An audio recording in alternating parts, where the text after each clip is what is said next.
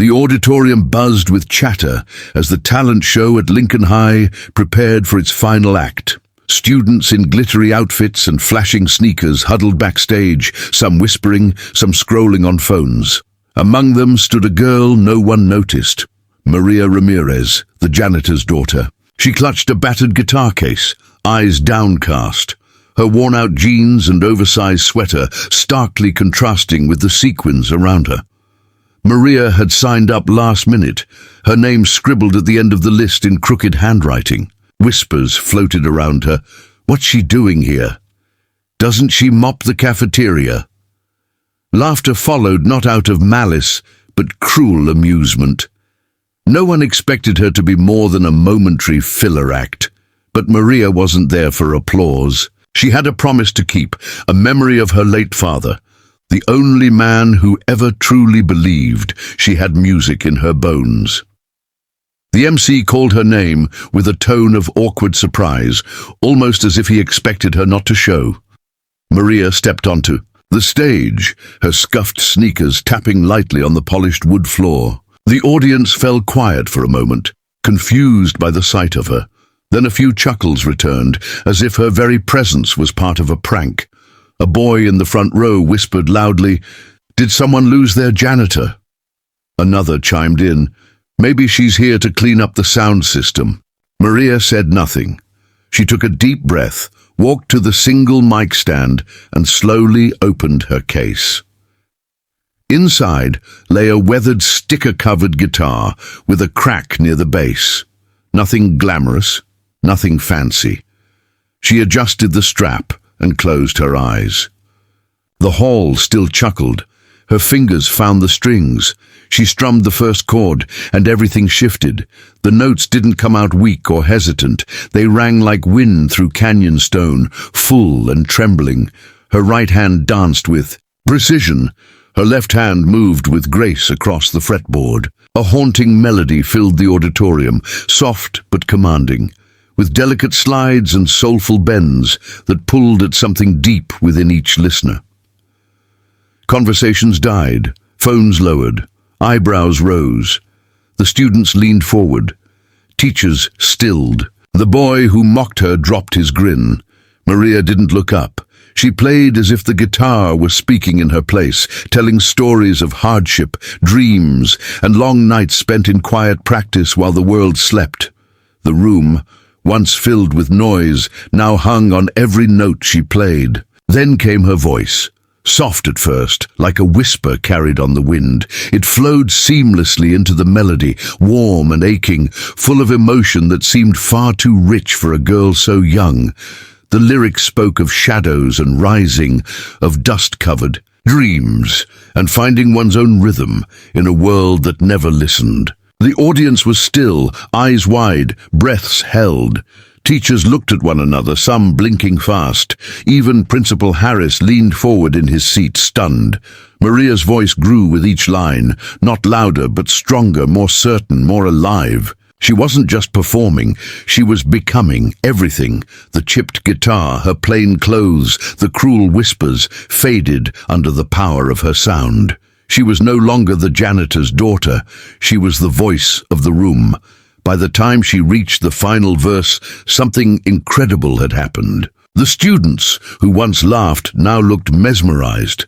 Some wiped away tears they didn't expect. A girl backstage clasped her hands together, mouthing "wow" without sound. The teacher, who'd once told Maria she was too quiet to matter, now looked humbled, even ashamed. As the last note floated upward and disappeared into silence, Maria opened her eyes. There was a beat of stillness, like the world had to remember how to breathe. Then came the sound that shattered it all. Applause. Thunderous, rising, unstoppable applause. People stood, clapped, cheered, whistled. A standing ovation built up like a wave. The same crowd that mocked her now couldn't stop cheering. Maria stood frozen for a second, stunned. She hadn't expected this. Her eyes shimmered. Backstage, someone pushed through the curtain. It was Mr. Lennox, the school's music teacher, who had skipped over her in auditions the year before. He looked speechless as he clapped the loudest. "Maria," he said under his breath, "where did you learn to play like that?" She looked at him quietly. "In the supply closet," she said simply. "That's where I practice." He blinked, speechless again. The MC returned to the stage, looking flushed and overwhelmed. "Ladies and gentlemen," he said, almost laughing in disbelief, "I think we just witnessed the best performance of the night, maybe of any night." The crowd roared again.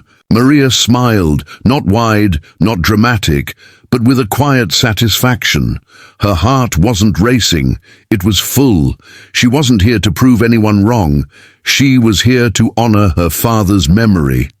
The janitor, her late father Miguel, had worked at Lincoln High for 20 years. He used to clean the very stage Maria stood on, pushing his mop quietly while the rich kids rehearsed with their fancy instruments.